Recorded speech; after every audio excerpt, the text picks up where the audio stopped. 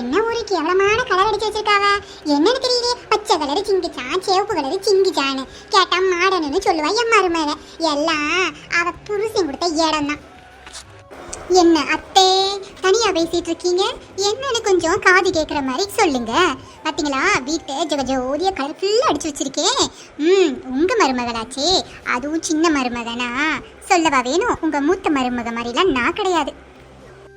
ஆமா ஆமா, ஊர்ல சொன்னாங்க நீ தான் பெயிண்டருன்னு. நல்லா பெயிண்ட் அடிச்சிருக்கியே. கிழவிக்கு குசும்ப பத்தியா? இந்த வயசுலயும் என் மாமியார் கலாய்க்கிறதுல கில்லாடி. உங்க மாமியார் எப்படின்னு சொல்லுங்க பாப்போம். அங்க யாருக்கிட்டேடி குசு குசுன்னு பேசிட்டு இருக்க? தைரியம் இருந்தா மூஞ்சிக்கு நேரா பேசுறி.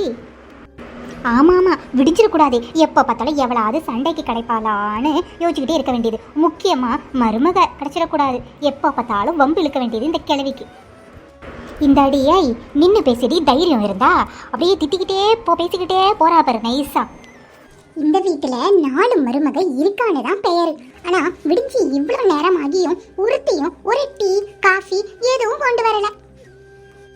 ஐயோ, அத்தை கத்த ஆரம்பிச்சிட்டாவளே. சரி, எப்படியா போய் சமாளிப்போம். அத்தே அத்தே இந்தாங்க அத்தே டீ. கொஞ்சம் லேட் ஆயிடுச்சு, மன்னிச்சுக்கிடுங்க. தீபா என் மூத்த மருமக தான் எப்போவும் பெஸ்ட்டு. சூப்பர். காலையிலே எழுந்து என்ன அருமையாக டீ போட்டிருக்கா. தீபா மருமவளே, தியா குழந்தை எழுந்துட்டாளா? அவளை சீக்கிரம் எழுப்பி விடு, படிக்க சொல்லு, ஸ்கூலுக்கு டைம் ஆச்சுல்ல.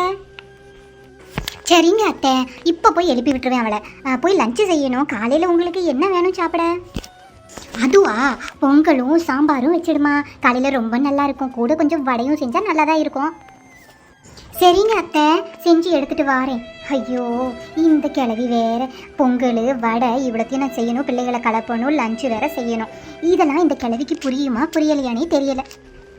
அப்பாடி, என்ன வேலை, எவ்வளோ வேலை. ஒருத்தருக்கு சிக்கன் வேணும், குட்டீஸுக்கு மக்ரூனி வேணும், அத்தைக்கு பொங்கல் வேணும், லஞ்சுக்கு வேற சாப்பாடு.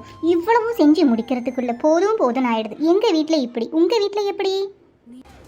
என்ன தீபாக்கா, கமகமக்குது, என்ன விசேஷம்? இப்படியே எல்லாருக்கும் பிடிச்ச மாதிரி செஞ்சு செஞ்சு நீங்க என்ன அவார்டா வாங்க போறீங்க?